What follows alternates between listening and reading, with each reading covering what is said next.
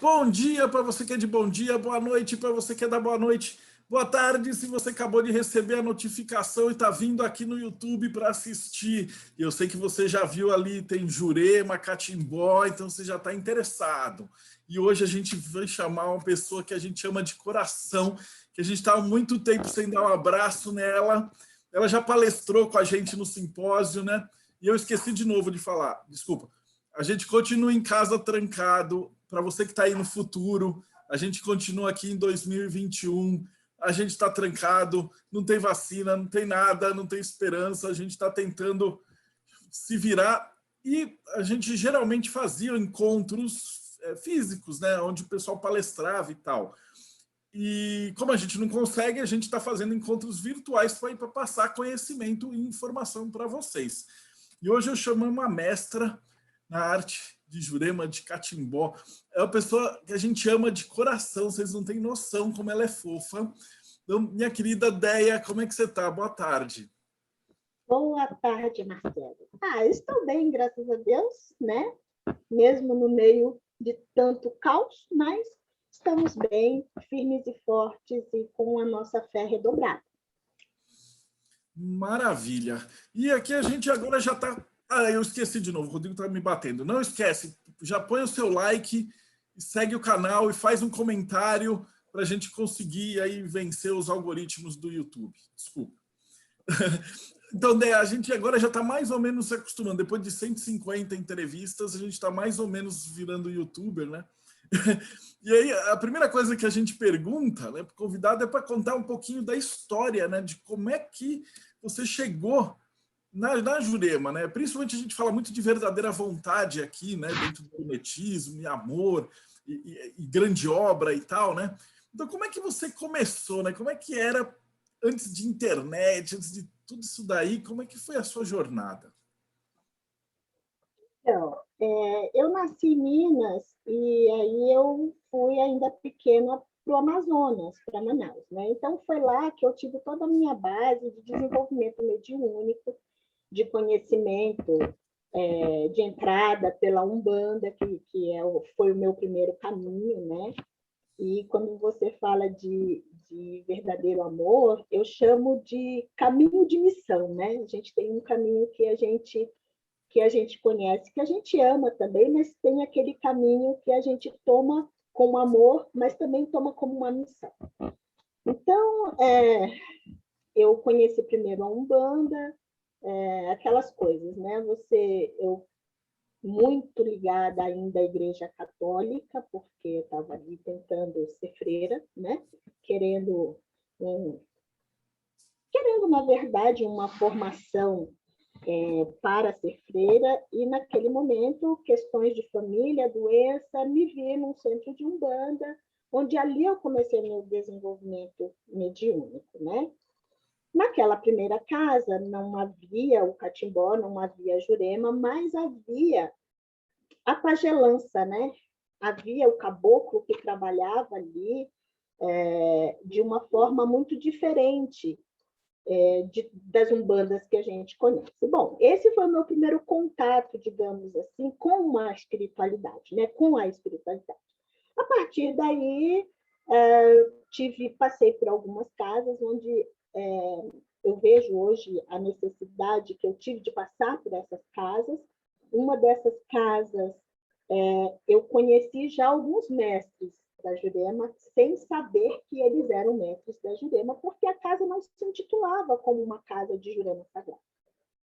Depois disso, eu conheci, onde eu falo que a minha casa, e ela está até hoje, ela é a minha casa, onde eu não terminei, não é que terminei, mas foi onde eu aprofundei e onde realmente o meu desenvolvimento mediúnico aconteceu.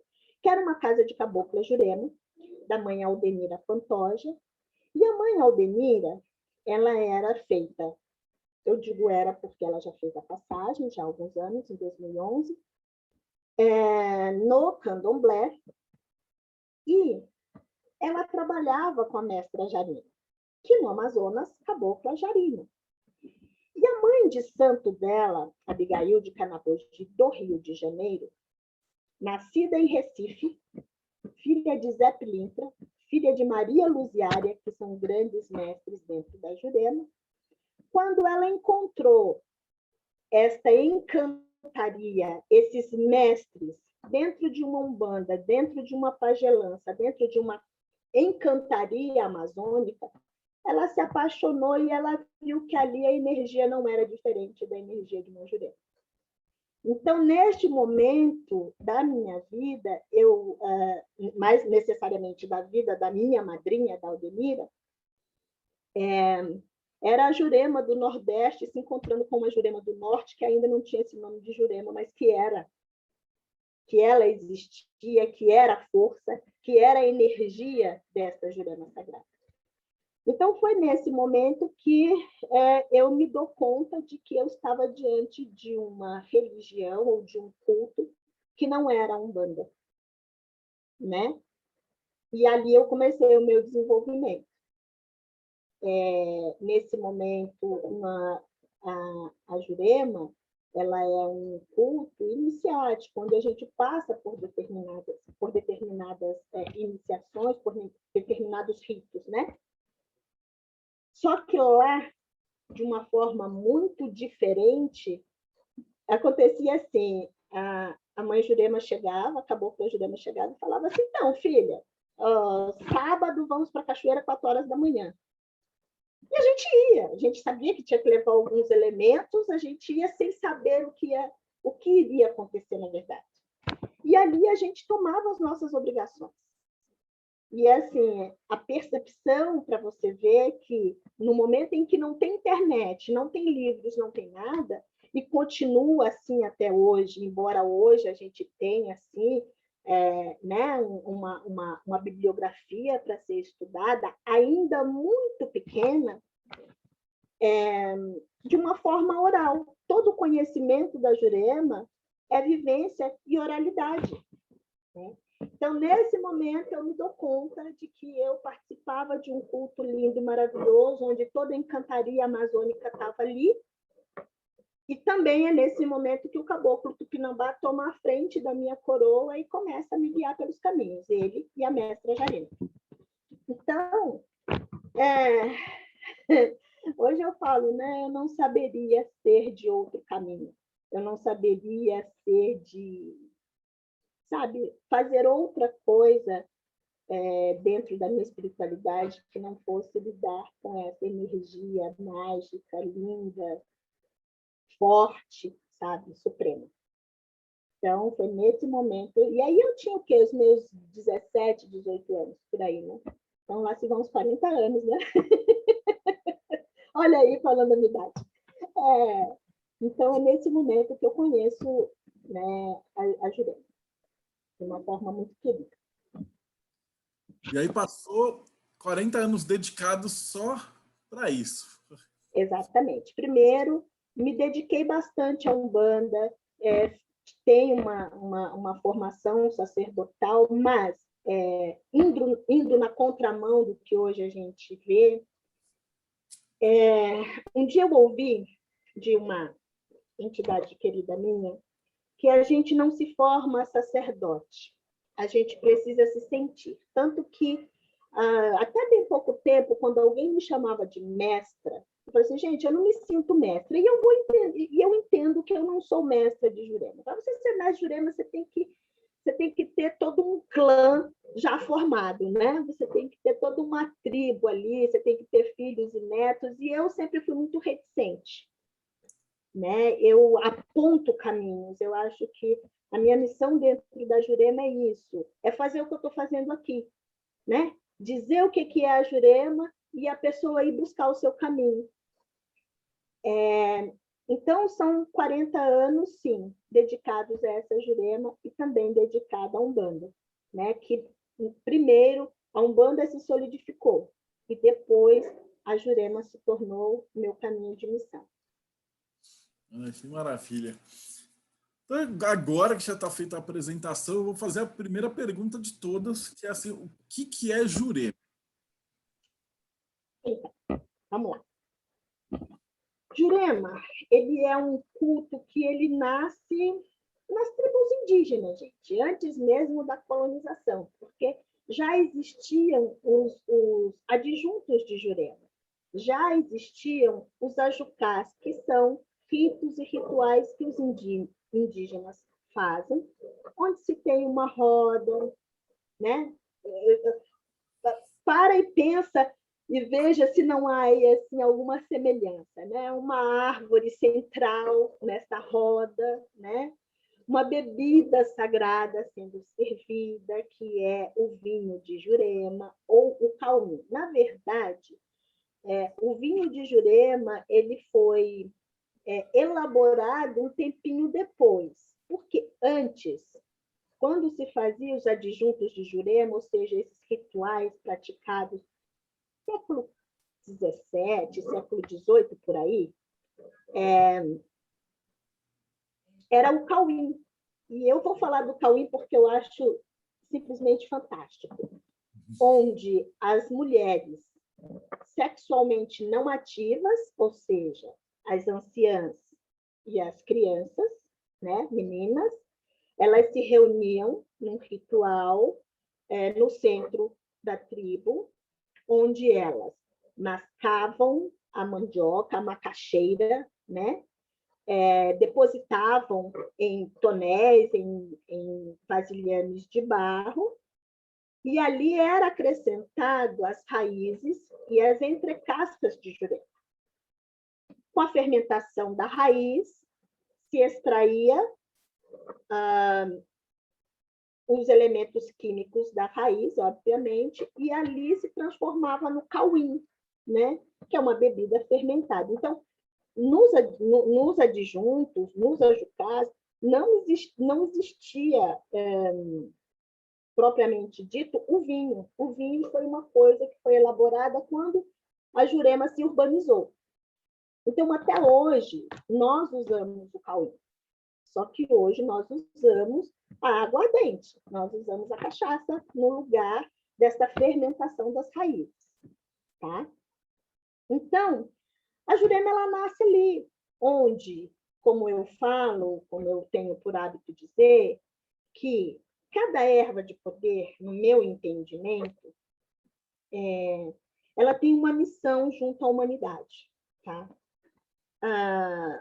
A Jurema, a missão dela diante da humanidade é essa conexão com a nossa ancestralidade. Então, naquele momento dos ajucás ou dos adjuntos de Jurema, como é chamada essas festividades, essas rodas, né?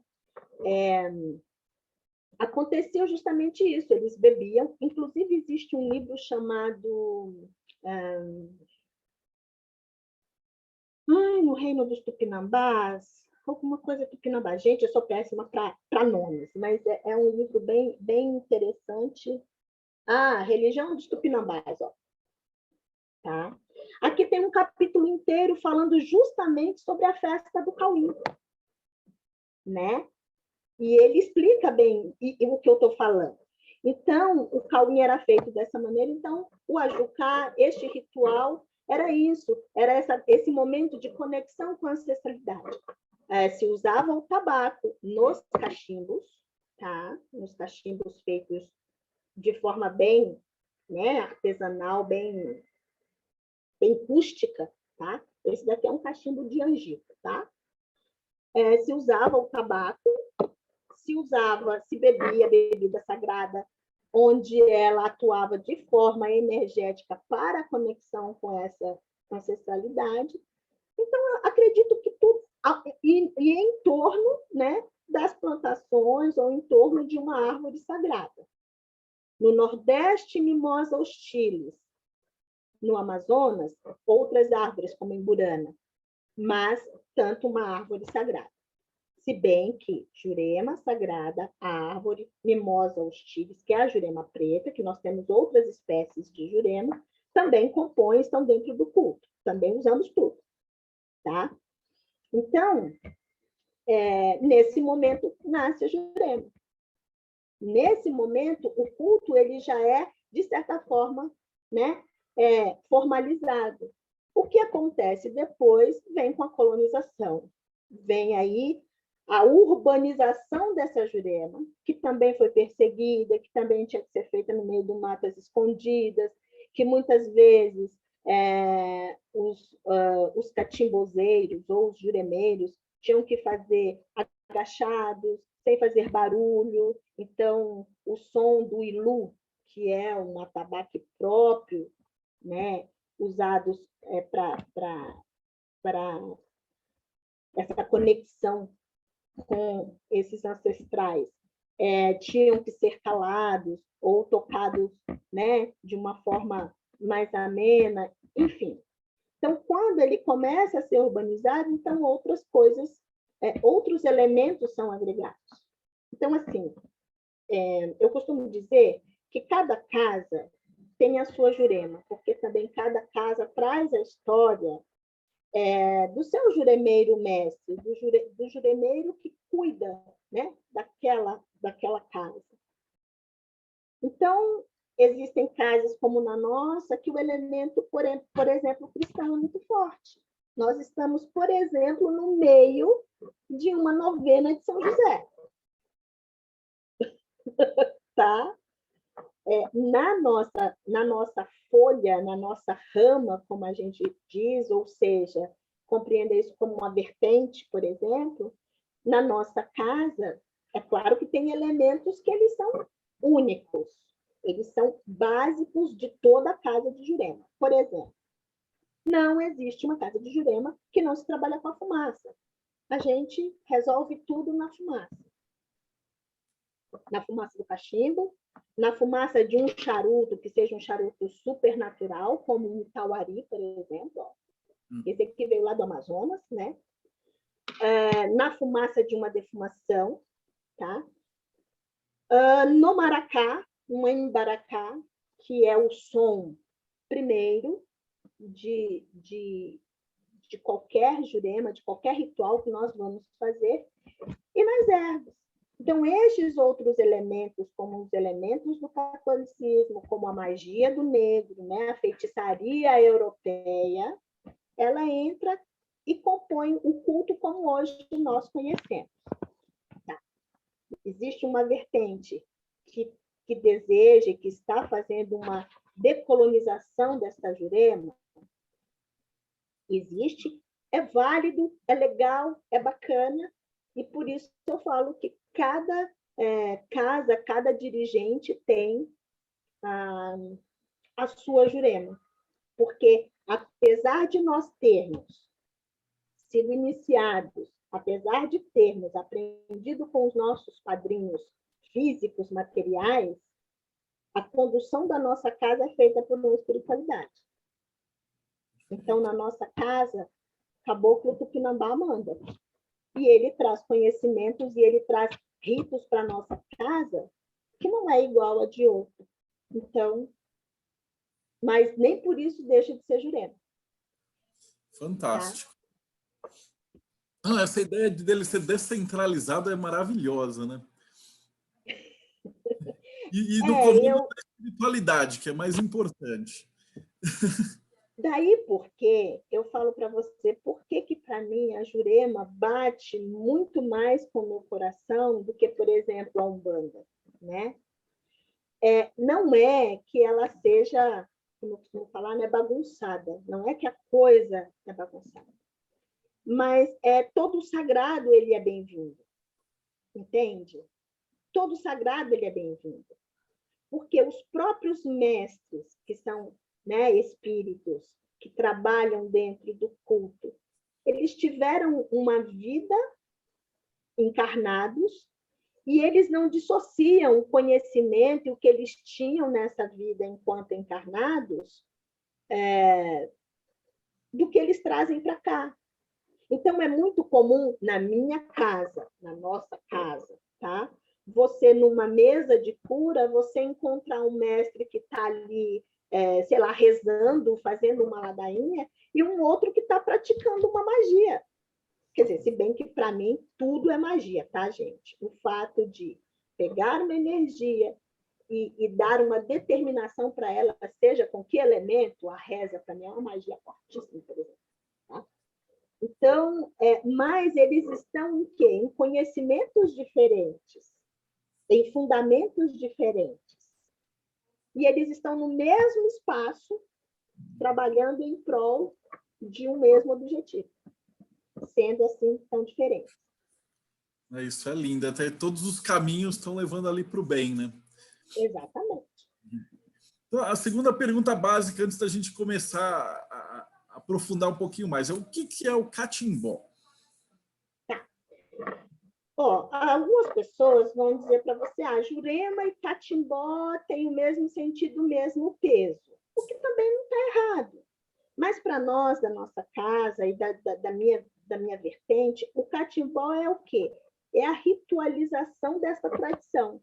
Por quê? Para mim, ou para nós, a Jurema, entenda a Jurema sagrada ao culto como uma grande árvore, que é a maior representante dela, que é porque quando a gente fala em Jurema, deixa eu só voltar um pouquinho, se eu me perder, por favor, você me volta para o início. É que é assim, quando a gente fala em Jurema, nós estamos falando de 4 conceitos e 4 elementos, 4 coisas diferentes entre si. Tá? A gente está falando do culto, a gente pode estar falando da cabocla Jurema. Há 20 anos atrás, quando eu começava a dar uma aula, que eu perguntava o que é Jurema para vocês, de 30 médiums, 29 diriam para mim, a cabocla. Hoje em dia já mudou bastante, né? Mas nós estamos falando do culto, nós estamos falando da bebida sagrada, nós estamos falando da cabocla e nós estamos falando de uma espécie de árvore. Então, nós estamos, né? E que dentro da nossa tradição, a gente, inclusive, coloca cada uma desses elementos ligado a um elemento diferente. Por exemplo, a bebida está ligada ao elemento água, a árvore é o elemento terra, né? O culto ao elemento fogo, porque ele é transformador. E a cabocla é o elemento ar, porque ela traz a cura, em que sentido for. Tá? Então, voltando, né? Então, nesse momento de me perdi, olha que delícia, isso vai ter que ser editado. Não, vai nada, pode ir falando que está assim, fantástico. Essa correlação dos 4 elementos foi um bônus. Então, o catimbó para a gente é a ritualização dessa tradição. É como a minha casa, ou cada vertente, ou cada casa vai ritualizar o seu trabalho. Tá? Embora, na língua tupi-guarani, Ka significa erva. Né? A gente fala catimbó com C, mas se a gente fosse...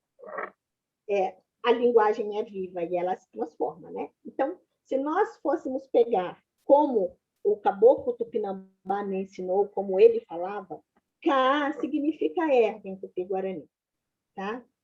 E timbó é um cipó que os indígenas usam para pescar. Por quê? O timbó ele tem uma constituição química que, quando batido na água, ele consegue tirar por um espaço, por uma área, o oxigênio daquela água e os peixinhos boiam. Ele vai lá, pega o peixinho sem ter que pescar literalmente com vara, com rede ou qualquer coisa com vara. Então, o timbó é o quê? É um cipó que ele adormece. Então, um dia o caboclo Tupinambá falou para mim, filha, catimbó é o quê? É o culto em que adormece esta matéria de vocês para que vocês possam entrar em conexão com a ancestralidade, para que vocês possam ter esta ligação com uma espiritualidade que está dentro, mas que também está fora. Perfeito. Tá? Então, catimbó para nós, além de significar, né, é o cipó que paralisa, o cipó que adormece, a fumaça do mato, o vapor da erva, que é o que, digamos, etimologicamente a palavra significa, para nós é a ritualização do próprio culto. Fantástico. E já tenho várias perguntas, mas eu vou organizar aqui por ordem didática para que quem está escutando, eu vou assumir que é leigo. Eu sou, então a gente vai se divertir muito, que eu vou fazendo as perguntas conforme eu quero saber também, né? Mas antes de passar para as partes mais práticas, qual que é a sua definição, né, depois de 40 anos mergulhado assim, na erva, no fumo, na Jurema e tal, o que é magia para a senhora? Então, é aquilo que eu falei um pouquinho antes, né? Magia, para mim, é tudo aquilo que você pode fazer dando uma determinação, dando um direcionamento para aquele desejo ou para aquela vontade, a materialização, né, de um querer, né? E este querer não é, pode ser simples, uma coisa simples até, por exemplo, a cura de um coronavírus. Então, quando, por exemplo, eu pego o meu cachimbo, eu coloco a ervinha ali, eu coloco fogo, e cachimbo, para mim, tem uma simbologia perfeita, porque ele trabalha os 4 elementos, né? Eu estou fazendo uma magia quando eu jogo essa minha fumaça e determino que ela vá em determinado lugar, que ela faça alguma... que ela cumpra alguma missão ou algum pedido que eu estou fazendo para ela. Então, magia, para mim, é ato simples e ato rotineiro. Todos os dias eu acredito e quase todas as horas a gente está fazendo uma magia sem ao menos perceber. Porque no próprio ar que a gente respira, no próprio pensamento que a gente direciona, na fumaça que a gente expande, na velinha que a gente acende, na plantinha que a gente rega ou planta, a gente pode estar fazendo uma magia. Desculpa eu ser tão simplória, mas não seria diferente. Então, perfeita. Então vamos lá. O Cláudio Dueck, ele perguntou: é possível passar um paralelo de comparação entre a Jurema e a ayahuasca? Olha, enquanto erva de poder, tudo bem, a gente não tem muito o que falar, porque são ervas mães, são ervas professoras, são ervas de poder. Na forma como ela atua, tanto no nosso organismo quanto energeticamente, é um pouquinho diferente. Por exemplo, a gente já teve visitas de algumas pessoas que consagram a ayahuasca na nossa casa, num dia de trabalho de Jurema, e a pessoa chegar para mim e falar assim: então, eu queria beber a bebida, eu queria consagrar a Jurema, né? Eu queria tomar o vinho de Jurema. E aí a gente entra numa questão assim, por exemplo, na nossa casa, nós temos 3 formas de elaborar o vinho de Jurema. Tá? Uma eu chamo de forma didática, né? O que é esse vinho didático, digamos assim? Porque eu dou muitas palestras, eu vou em muitos lugares, e aí eu falo, você pode estudar Jurema há 40 anos, tá? Mas se você não sentir a força, não valeu de nada. Não é nada com nada, nada a ver. E aí a pessoa pega e fala, né, que ela quer consagrar a Jurema. Eu falo, então, eu posso até te dar o vinho, que o vinho de trabalho é outro tipo, é uma elaboração diferente, tá? E aí, só para complementar essa parte dos 3, o terceiro é o vinho iniciático, é aquele vinho que só quem vai ser iniciado toma, tá? Ele não é dado a todas as pessoas. Então, o vinho didático é aquele que eu uso lá na aulinha, quando eu abro uma mesa, que eu tenho vários médiuns, mas eu não sei como é que esse médium vai lidar com a energia da Jurema. Então, digamos que é um vinho mais suave, é um vinho energeticamente mais leve, para quando acontecer a conexão não ser um tranco, né? Não ser uma coisa meio violenta, digamos assim. O segundo vinho, que é este vinho que às vezes as pessoas querem consagrar, eu até deixo a pessoa beber, até ofereço para a pessoa dentro de toda a sacralidade. Só que a forma dela atuar no nosso organismo é totalmente diferente da ayahuasca, por exemplo. Né? Por quê? Esta Jurema, ela vai atuar em você no momento em que você não estiver na vigília, ou seja, quando você dormir. Tá? Naquele naquele momento, você entra na energia da Jurema, o que facilita, por exemplo, aos médiuns que estão trabalhando na roda, que estão trabalhando na mesa, facilita a conexão, todo mundo entra na energia, todo mundo está ali igual, então é fácil, é muito mais fácil abrir os portais da Jurema e deixar que essa energia, né, tenha vazão. Mas para aquele que veio como uma assistente, ela não vai ter feito praticamente nenhum naquele momento. Ela vai atuar, se for de merecimento desta pessoa, né, no momento que ele estiver dormindo. Que aí ele vai sonhar, se ele tiver merecimento, o mestre até vem buscá-lo para visitar algum ponto interessante dessa Jurema, mas nada além disso, não como é a forma que a gente sabe de manifestação e de atuação da ayahuasca. Eu entrevistei um pessoal da ayahuasca ligado com a Umbanda, e eles falaram que a parte da Umbanda de incorporação é separada da parte da bebida sagrada, que você vai ter o acesso à parte da gnose. Então, na Jurema, isso está conectado. Sim, na Jurema está. Na Jurema está. Agora, veja bem, eu conheço pessoas, inclusive, que trabalham com a bebida sagrada dentro da religião de Umbanda, tá? Então, é assim, a gente precisa entender que Jurema é Jurema e que Umbanda é Umbanda, ok? Que são duas vertentes, são duas linhas, são dois caminhos totalmente diferentes, tá? Então, na nossa casa, por exemplo, nós temos a Umbanda, nós temos os médiuns de Umbanda, nós temos os rituais de Umbanda, os atendimentos de Umbanda, tudo de Umbanda. Só que a Umbanda ela é feita num dia, e a Jurema e o Catimbó é em outro dia, porque são energias totalmente diferentes. Por isso que eu falo, você pode ler e estudar muito, mas se você não vivenciar, se você não participar de uma mesa, se você não sentir aquela energia, principalmente para o umbandista, ele vai pensar que é tudo igual e não é. Energia totalmente diferente. Isso é a parte mais fantástica. E mesmo existem médiuns que o cara recebe, né? Entidades da Umbanda e entidades da Jurema. E aí os médiuns explicam que são diferentes. São diferentes. E tem uma coisa, viu, Marcelo? Geralmente, quando eu vou dar essas palestras e que eu abro uma mesa, tem uma coisa que é recorrente, né? Muitos médiuns chegam comigo e falam assim, mas, Déia, eu senti, parecia o meu baiano, mas não era o meu baiano, mas era o meu baiano, porque era muito parecido com o baiano, mas não era o baiano, por quê? Ele vem numa essência de Jurema tal, que a energia é outra. É que nem eu tenho uma pessoa que eu amo demais, falou assim, Déia, eu só senti o seu Zé Pilintra no caso, de verdade, quando no dia que você foi dar a palestra e você abriu aquela mesa e o Zé veio e ele veio diferente.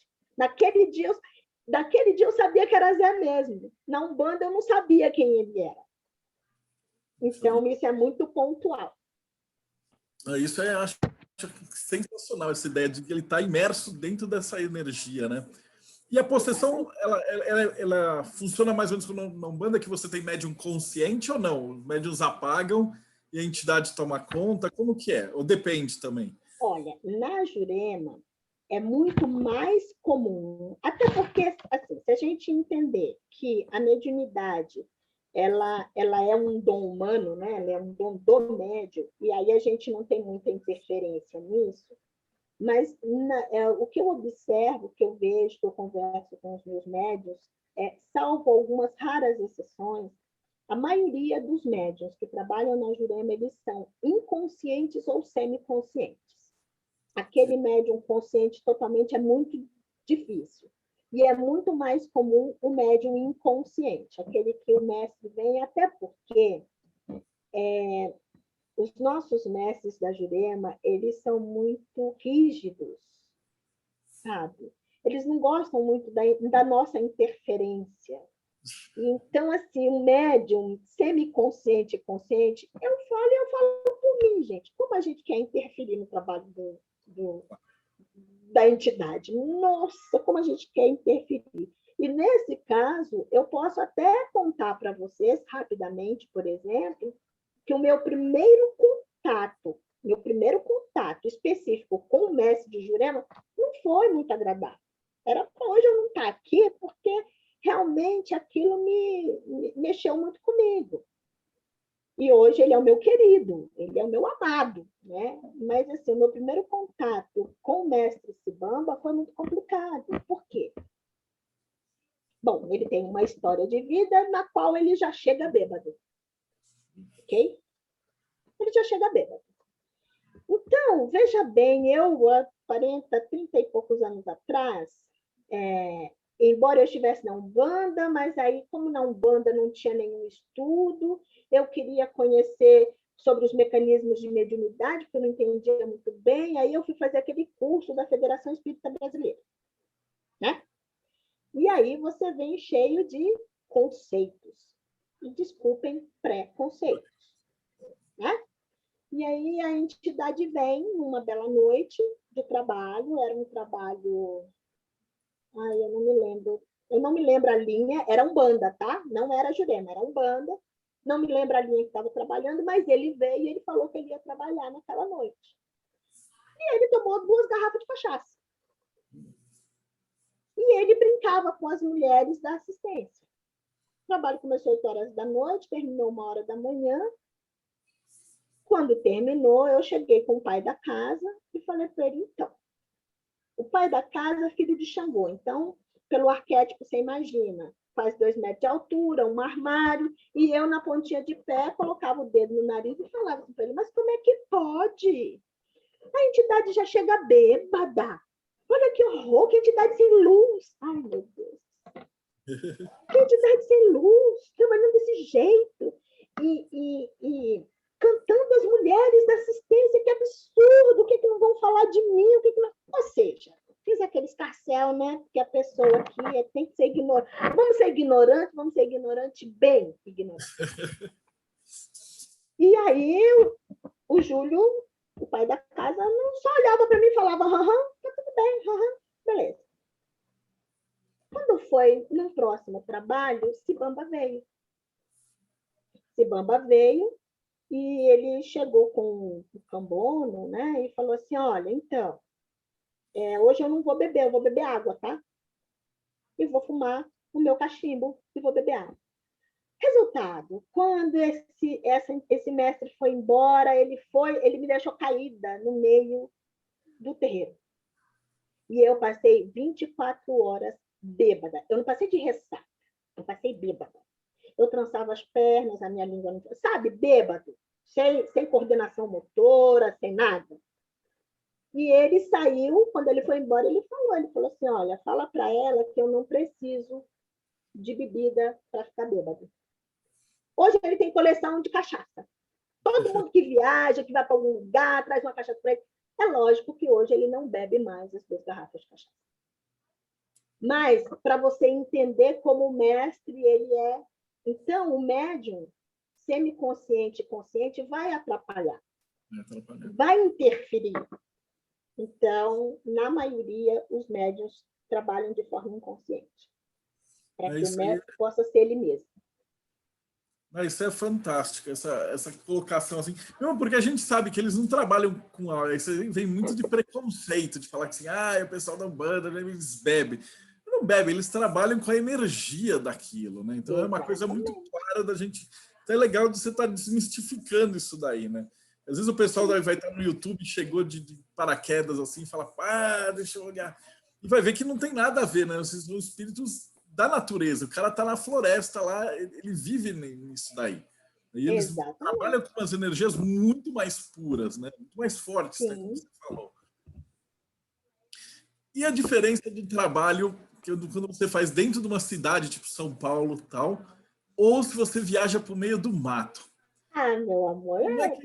Mas assim, dá para descrever isso ou é muito fora assim Sim. E eu vou descrever isso para você de uma forma bem, bem legal. Às vezes, na Umbanda, a gente tem dificuldade com alguns médios em termos de incorporação. Só para você ter ideia, tá? E aí nós fazemos anualmente, é claro que ano passado, este ano, e provavelmente também não teremos, um rito que foi herdado da Abigail de Canabogi, que é um rito chamado Cototaba, que é o quê? É um encontro de juremeiros para a gente... não é uma festa, mas é um encontro que se transforma em festa, porque, né, a gente consegue se reunir e trabalhar energeticamente para um fim específico. Então, quando eu tenho esse médium que está com muita dificuldade de incorporação lá no trabalho de Umbanda, eu falo assim, então, querido, vamos lá na Cototaba, bem, que é no meio do mato, entendeu? Que é um ritual feito com o pezinho no chão, com o pezinho na terra, né? E aí eu chamo esse médium para ir para a Cototaba. Olha, eu falo que é assim, desculpa o termo, mas desentope, entendeu? A mediunidade daquela pessoa, a incorporação daquela pessoa, e ali ela deslancha. Então, assim, essa diferença, inclusive das mesas, dos ritos que a gente faz, tem outra força, tem outra energia, nem se compara.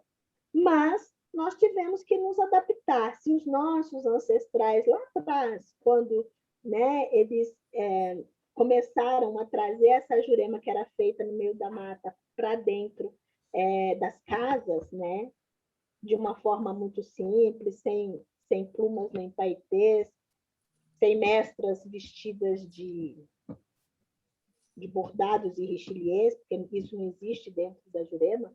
Na Jurema, uma coisa que ela é básica, é a simplicidade, né? Ela trabalha em cima da simplicidade. Tanto que as nossas roupas é feito de chitão, né? Hoje acontece a mesma coisa, quando a Jurema chega em São Paulo, e que para a gente encontrar uma mata, uma cachoeira, né? A gente tem todo um trabalho, toda uma organização para a gente poder ir até esse lugar, porque é mais difícil. Perde-se um pouco da força. Eu não digo que a gente perde a força, mas que ela é potencializada quando a gente está ali no pezinho de uma árvore, com o pezinho no chão, não resta dúvida. Né? Mas a gente consegue, tá? Muito bem, por sinal, trabalhar dessa forma. Jurema no asfalto, tá? Aí tem uma pergunta que geralmente eu deixo para o final, mas como a gente vai estar falando de incorporação, etc., eu vou fazer agora, porque daí depois vai fazer gancho para a próxima pergunta. Né? Mas de acordo com a tradição da Jurema, o que se acredita que acontece depois que a pessoa morre? Então, na Jurema, isso é muito claro e muito específico. A gente não falou sobre isso, mas existe uma organização, né? Uma organização em aldeias, em reinos, ou seja, a Jurema, num plano espiritual, tá? Ela é organizada em reinos e em aldeias. Então, cada juremeiro que trabalha aqui, que ele é iniciado, ele passa por um ritual, inclusive, onde ele conhece o caminho, né, para onde ele vai quando ele morrer. Qual aldeia que ele vai pertencer, em que lugar, em que reino ele vai ser, onde ele vai ser instalado, digamos assim, uma forma bem prática e fácil de se entender. Que, na verdade, o tombo de Jurema é mais ou menos isso, é mais um rito fúnebre do que o que as pessoas acham que é. Porque é neste momento que você conhece, né, o caminho que você vai fazer exatamente quando você desencarnar. Então, eu acredito que eu vá para a cidade de Imburama, entendeu? Ou Imburama, como alguns outros chamam, porque é lá que estão os meus mestres e é lá onde está a minha mestra.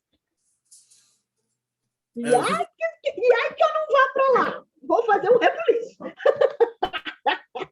Eu fiz a pergunta antes justamente porque tem essa ideia da Jurema, eu queria explicar, você já explicou pela parte, seja justamente isso, quando você entra, você já sabe, né, para onde você vai, você é direcionado. Exatamente, porque quando aqui, enquanto encarnados, tudo bem, eu acredito, hoje não só acredito, como eu sei que acontece isso, de um mestre, ele não trabalhar, de um juremê, ele não trabalhar só com mestre de um reino ou de uma aldeia, né? Na hora de uma necessidade, outros mestres que não são aqueles pelos quais ele foi iniciado, podem se apresentar porque ele tem uma especialidade, né? Porque os mestres, nós temos mestres que são especialistas como curadores, nós temos mestres que são especialistas como rezadores, nós temos mestres que são especialistas com magias mais formais, nós temos mestres que são esquerdeiros, ou seja, são mestres que sabem trabalhar magnificamente com essa energia que se formou a partir da depuração, né, desses espíritos que foram desencarnando e foram se encantando, entrando assim para o culto da Jurema. Então, nós temos mestres que são especialistas e de tempos em tempos, um especialista, numa necessidade, um especialista vem. Mas nós trabalhamos especificamente com o próprio príncipe, como nós chamamos, que na minha coroa, na minha caminhada, é o caboclo Tupinambá, ele pertence a uma aldeia, né? Então, durante todo o tempo que eu trabalhei aqui, eu conheci os fundamentos, eu conheci a profundidade da energia dessa aldeia. Então, não faz sentido eu ir para um lugar com o qual eu não tenho afinidade. E aí, quando a gente, né, no meu caso especificamente, você observa, por que eu saí de Minas e fui para o Amazonas? Né? Minha vida poderia ter sido diferente, meus caminhos poderiam ter sido outros. E aí vem o meu próprio nome sagrado, porque o Filha d'Água que eu uso, né, foi um nome sagrado que eu recebi em outra língua, né, que eu recebi do Tupi-Guarani, né, Membiriguaçu, no momento em que eu estava sendo iniciada debaixo de uma cachoeira. Então, a minha afinidade, ela está toda com esse elemento água. Eu sou Membiriguaçu, significa filha da água grande, né? Então, água grande cachoeira, não água grande mar, água salgada, né? Então, eu tenho toda essa afinidade com esta energia que está nas águas. Então, como é que eu vou para uma aldeia que a origem dela, a força dela está no fogo? Entendeu? É muito bacana isso, porque você já está trabalhando na grande obra, já pensando na pós-grande obra, né? A gente brinca muito de a verdadeira vontade e grande obra. Mas na Jurema parece que eles já trabalham com a grande obra na próxima vida, né? Já lá de lá é tudo um fio já longo. Tá tudo interligado, amor. Tá tudo interligado. Somos todos um e estamos todos no mesmo lugar. Só. Que coisa maravilhosa. E para quem está começando agora, que referências você pode passar de bibliografia, sites bacanas, lugar para cara? Porque assim, eu imagino que assim como todas as outras religiões, você tem muita gente séria, mas também deve ter muito picareta. Então, que conselhos você daria para uma pessoa que está chegando agora para ele saber assim, poxa, ó, esse lugar é sério, esse lugar é bacana? O que a pessoa tem que prestar atenção para ver se ela está entrando numa coisa que realmente vai trazer um bem para ela? Olha, Marcelo, a primeira coisa que eu vou falar é que, assim, né, com o tempo, a gente observa, né, que nos caminhos da Jurema, você não pode, em momento algum, ter pressa. A pressa é inimiga de uma formação, do caminho da Jurema em si. Primeiro, porque tudo bem, você pode ler muito sobre, você pode aprender teoricamente muito sobre Jurema, né?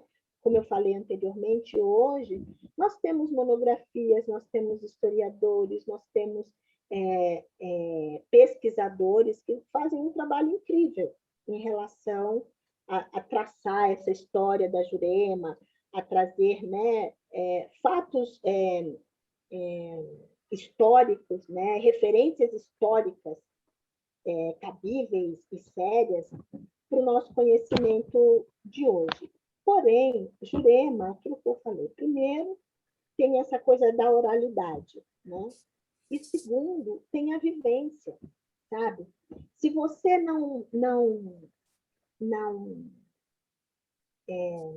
internalizar, por exemplo, uma coisa assim, se você não internalizar, por exemplo, o ato de trabalhar com o maracá numa mesa de cura, todo o seu conhecimento teórico cai por terra, porque tudo é manipulado, toda a energia, toda a magia, né?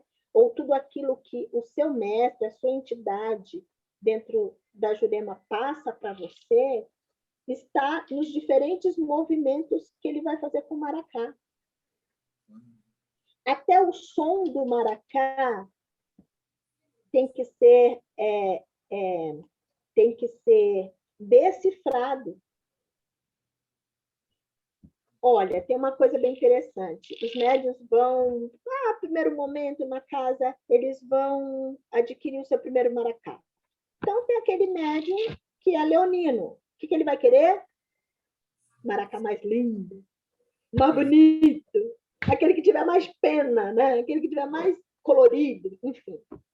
E no final das contas, aí ele traz um maracá bem pequenininho, chega e fala assim, com a cara de decepção, né? Fala assim, ai, madrinha, olha, eu queria um maracá assim, assado frito, né? Lindo, com penas azuis, pena de pavão, não sei o que, mas olha, no final eu tive que trazer esse.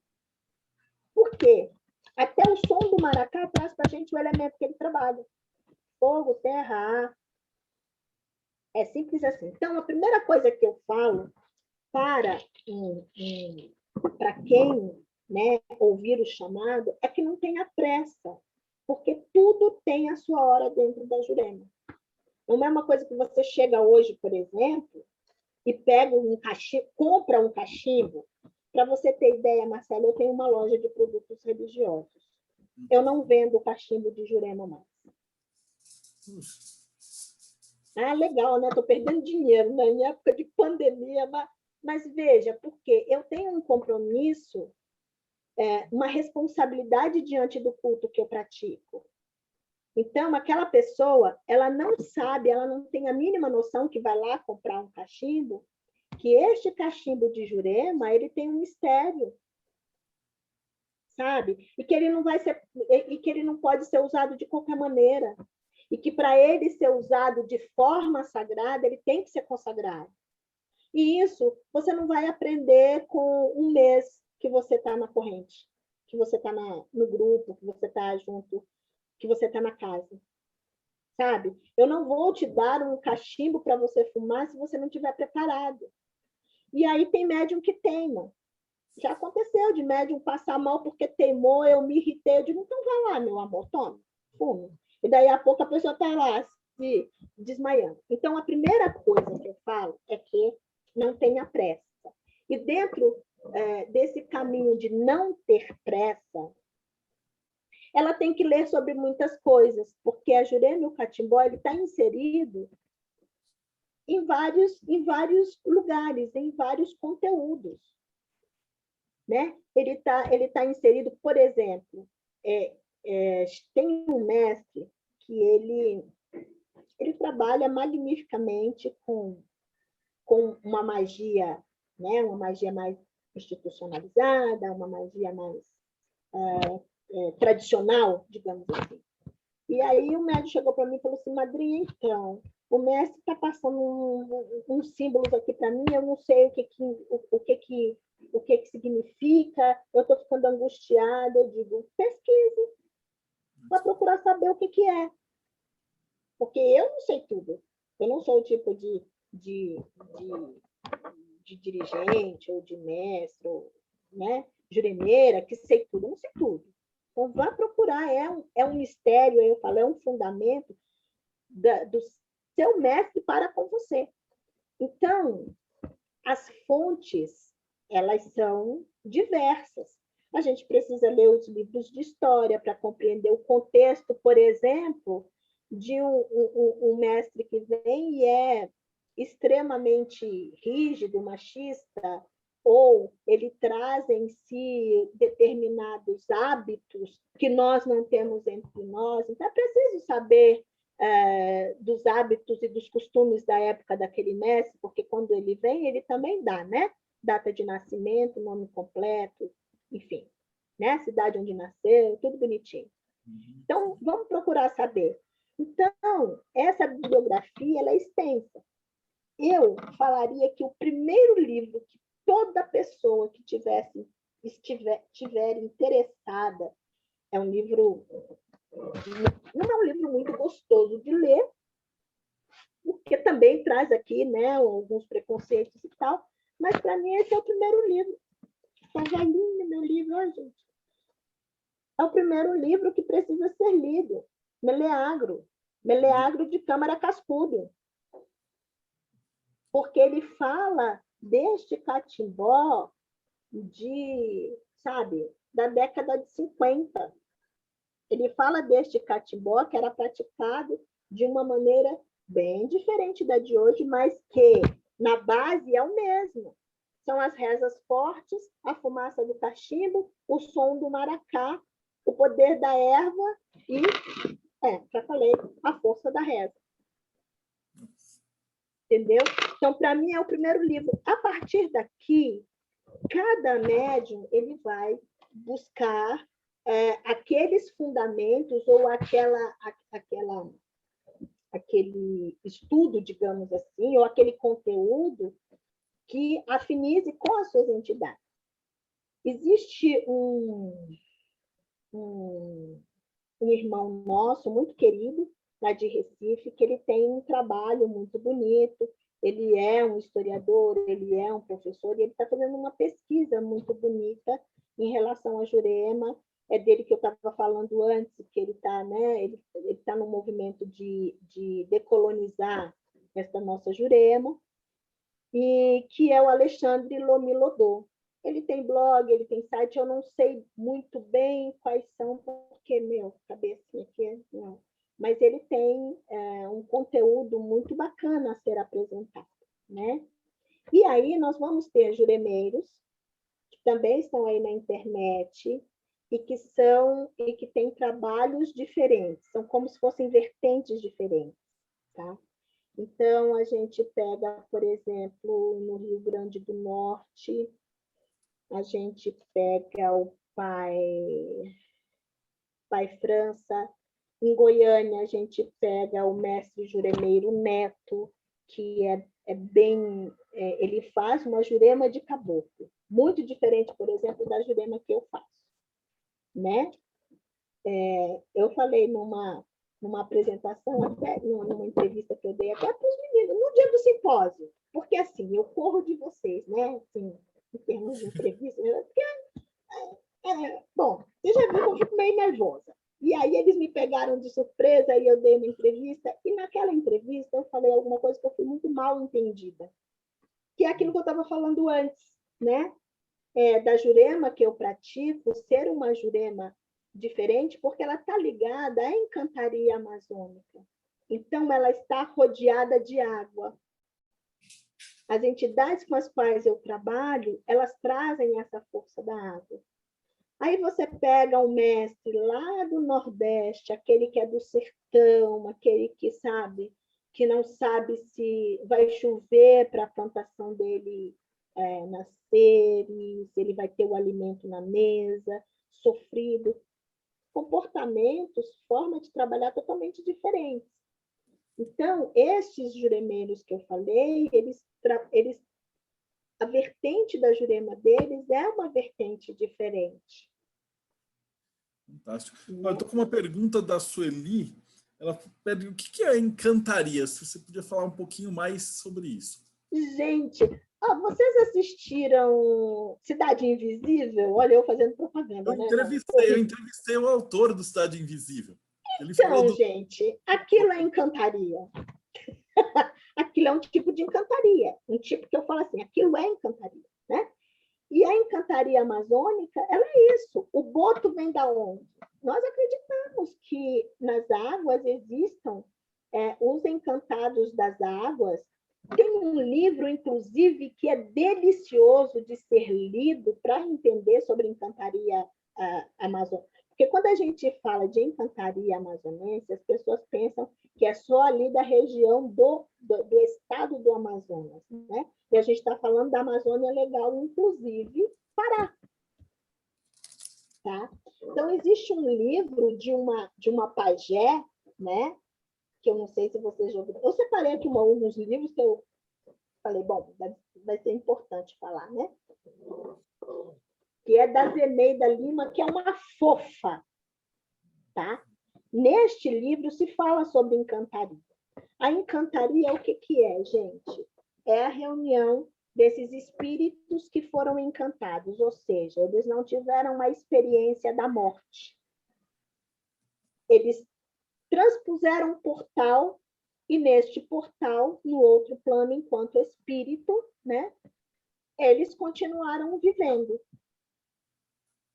Então, que podem ter sido encantados na água, em uma árvore, em um animal, tá?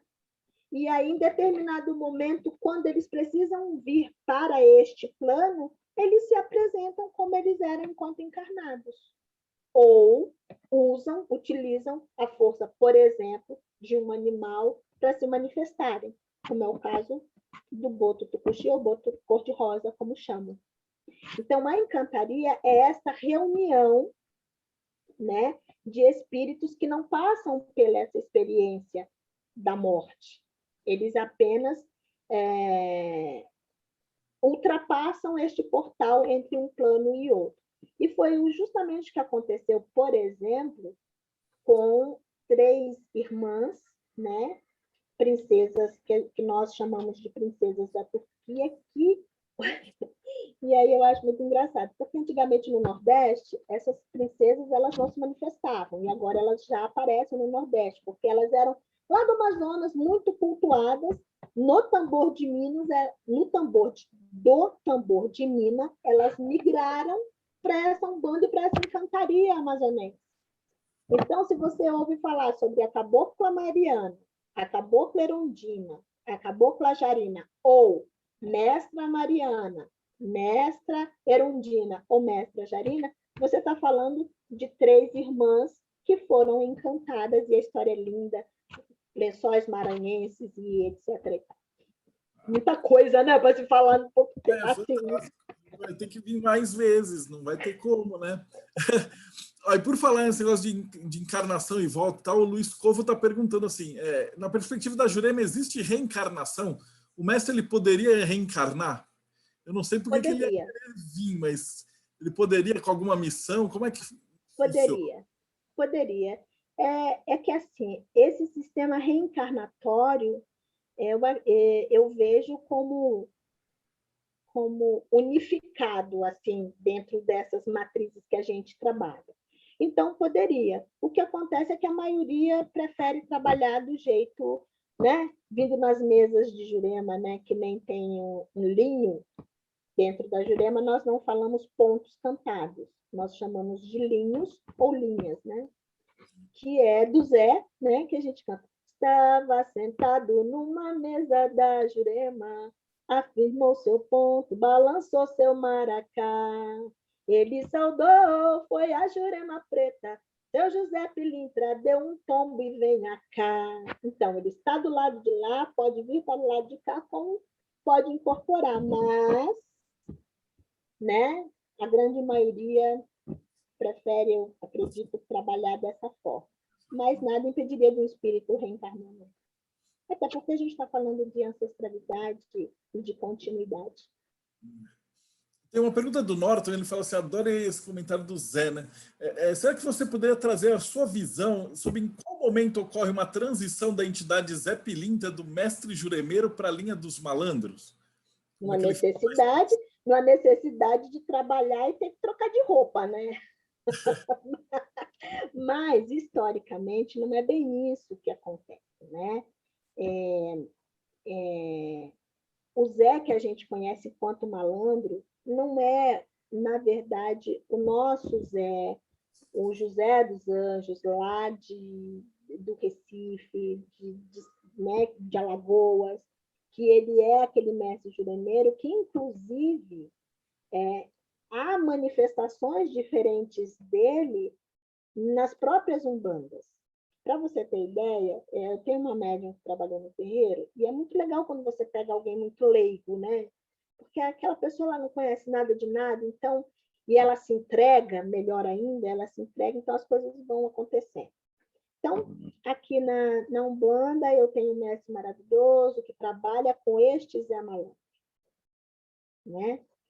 São duas coisas diferentes.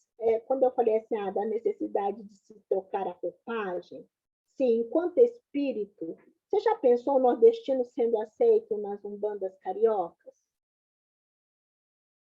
Difícil, né? Mas um malandro, mais fácil, mais conhecido, mais do meio, né? Então, existe essa questão. E existe essa questão que eu falei também, que é histórica, do Zé Pilintra, né? Do Zé Pretinho ser outro, ser um, e deste Zé Malandro ser um sobrinho dele, na verdade. E aí é uma longa história que tem muitas nuances, né?